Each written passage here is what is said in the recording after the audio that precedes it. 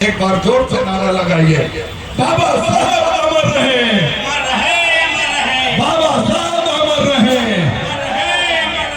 जय भीम जय भीम। मैं एक बार फिर आप जितने भी नौजवान साथी भाई बहन आज सब लोग बाबा साहब का इतना हर्षोल्लास से जन्मदिन मना रहे हैं, और हम सब लोग सिर्फ आज ही नहीं, आने वाले दिनों में भी हम लोग बाबा साहब के विचारों को, जो बाबा साहब का एक समतामूलक समाज के निर्माण की बात थी, हम जब तक वो समतामूलक समाज का निर्माण ना हो जाए, जब तक सभी को समाज को अधिकार ना मिले, हम लोग हमारे समाज के लोग शिक्षित ना हो जाए, तब तक हमें बाबा साहब के विचारों को छोड़ना नहीं है, उसको अपने जीवन में आत्मसात करना है। अजीत कुमार चौधरी, सदस्य बिहार राज्य महादलित आयोग, बिहार सरकार। सर 135वां भीमराव अम्बेडकर की जयंती है, उसको लेके क्या कुछ करिएगा? देखिए, आज जो है पूरे देश में, देश ही नहीं बल्कि दुनिया के अनेकों देशों में बाबा साहब की जयंती मनाई जा रही है। बाबा साहब वो शख्स थे इस देश के लिए जो एक सच्चे राष्ट्रवादी के तौर पर भारत का किस प्रकार से निर्माण हो, और सिर्फ बाबा साहब तो अछूत थे। बाबा साहब क्योंकि समाज का हमारी ऐसी संरचना थी, ऐसा हम बटे हुए थे कि बाबा साहब को एक अछूत के तौर पर देखा जाता था, अछूत थे, देखा क्या जाता था। साथ साथ जब बाबा साहब ने पढ़ लिख करके, गुजरात के जो बड़ौदा के राजा थे, उन्होंने पढ़ने का अवसर दिया। बाबा साहब शुरू से ही बहुत ही होनहार थे।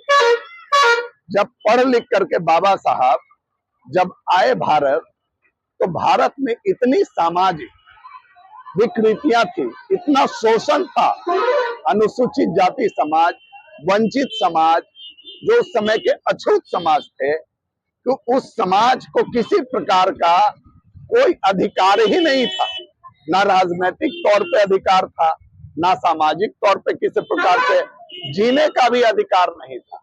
जब एक व्यक्ति को, एक समाज को, जो एक बड़ा तबका है, जब उसको जीने का अधिकार नहीं हो समाज में, जब उसको अछूत समझा जाए, तो उस समाज को, उस व्यक्ति को कितना जिल्लत, कितना अपमानित होना पड़ता है।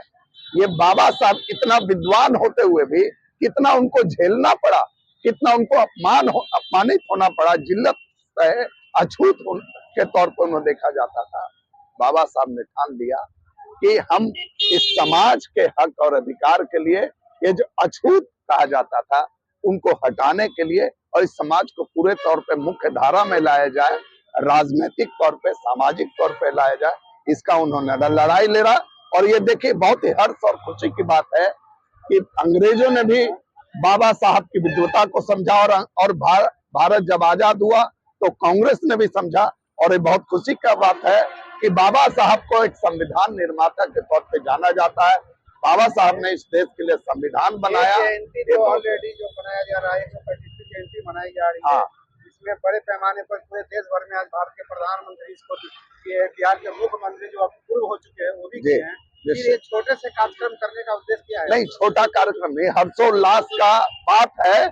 ये पूरे देश में जहां जहां जो इस समाज के लोग हैं, वो बाबा साहब के विचारों को आत्मसात करने के लिए वो मरे नहीं, उनके विचार को लोग भूले नहीं।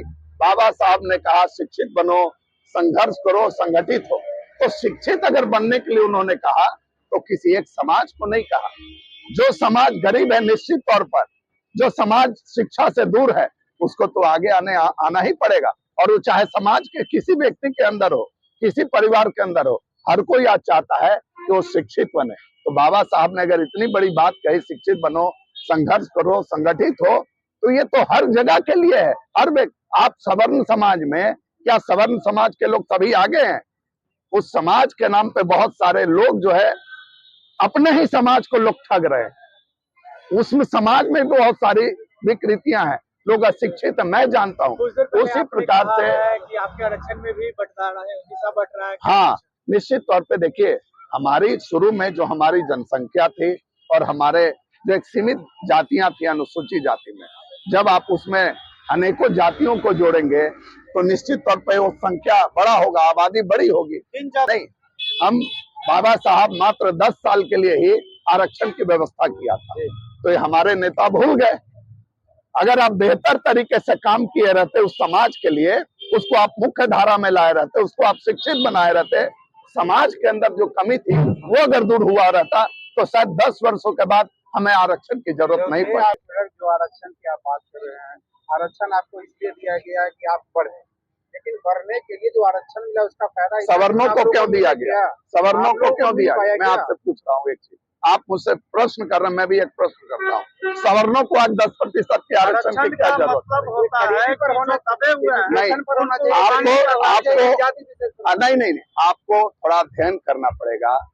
आरक्षण की जो व्यवस्था बाबा साहब ने की और इस देश में किया गया अनुसूचित जाति समाज के लिए, वो आर्थिक तौर पे नहीं था, सामाजिक तौर पे था।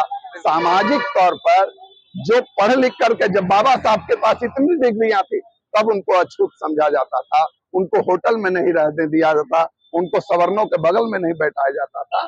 हम शिक्षित थे, हम आर्थिक रूप से मजबूत थे, लेकिन सामाजिक तौर पे हमें कीड़े के समान समझाता था। उसको दूर करने के लिए आरक्षण की व्यवस्था समझ उसके तौर पर की गई।